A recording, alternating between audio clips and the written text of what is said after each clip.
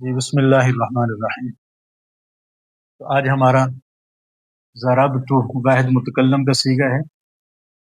اس کی پہچان کی تا ہوگی، تا کے اوپر پیش ہوگی۔ اب اس سے اس جیسے صیغے قرآن پاک میں جہاں استعمال ہوتے ہیں ان آیات کو ہم حل کریں گے۔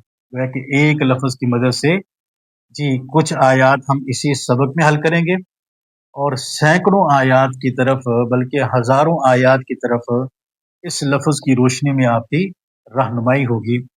پہلی آیت ربنا انی اسکنت من ذریتی بواد، یہ پوری آیت آگے جناب ابراہیم علیہ الصلوۃ والسلام کی یہ دعا ہے۔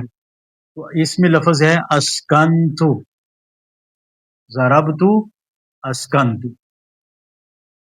جی سکونت اختیار کرنا، رہائش اختیار کرنا، کسی شے کو کہیں پر رکھ دینا۔ تو اب دیکھو ضربت مارا میں ایک نے، ضربت مارا میں ایک نے، چاہے وہ پھر میں مرد ہو یا عورت ہو، مذکر ہو یا مؤنث ہو، دونوں کے لیے یہی لفظ استعمال ہوگا، مارا میں ایک مرد نے یا مارا میں ایک عورت نے۔ تو اسکنت کا مطلب یہ بنتا ہے کہ اے پروردگار بے شک اسکنت من ذریتی، جی رکھ دیا میں نے اپنی اولاد کو، رکھ دیا میں نے اپنی اولاد کو بواد غیر ذی زرع، بالکل چٹیل اور غیر آباد زمین میں آپ کے حکم پر میں نے ان کو چھوڑ دیا۔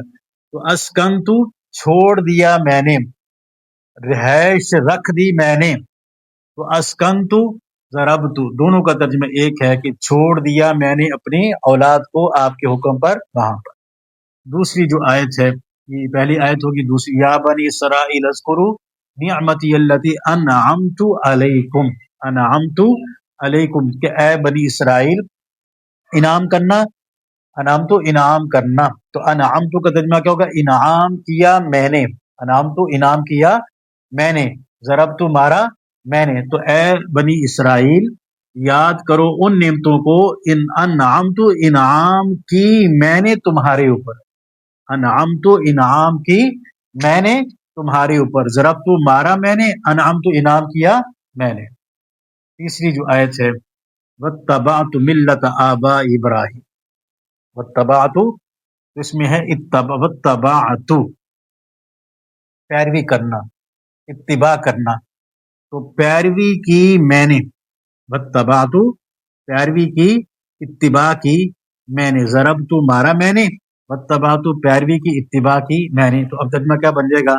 اور پیروی کی میں نے، اور پیروی کی میں ایک نے، ملت آبائی اپنے آبا یعنی ابراہیم علیہ الصلوۃ والسلام کی ملت کی۔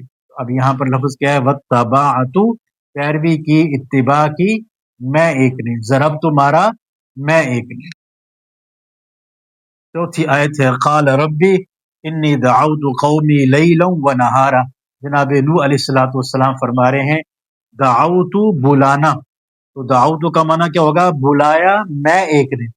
تو اے پروردگار بے شک دعوت بلایا میں ایک نے اپنی قوم کو، انی دعوت بلایا میں نے اپنی قوم کو، تو دعوت بلایا میں ایک نے، اعلنت لہم و اسررت لہم، جی کھلم کھلا بلانا اور خفیہ اور چپکے سے بلانا۔ تو اعلنت میں نے ان کو کھلم کھلا بھی بلایا، واسررت اور میں نے ان کو خفیہ طریقے سے ایک ایک کے پاس جا کر بھی ان کو بلایا۔ تو یہ ایک آیت ہے، اس ایک آیت کے اندر 3 مرتبہ جو ہے نا یہ واحد متکلم کا صیغہ آ رہا ہے، دعوت، اعلنت اور اسررت۔ تو اب اگر اس کا ترجمہ آدمی کو آتا ہے، اس کی اگر سمجھ ہے، تو یہ ان ایک آیت میں آنے والے 3 الفاظ کا ترجمہ بآسانی وہ کر سکے گا۔ تو یہاں پر بھی دیکھ لو ایک لفظ ہے، اس ایک لفظ کی مدد سے ہم نے یہ ساری آیات اور ان آیات میں اس شکل کے آنے والے الفاظ ان تمام کو سمجھ بھی لیا اور ان کا ترجمہ بھی الحمدللہ کر لیا۔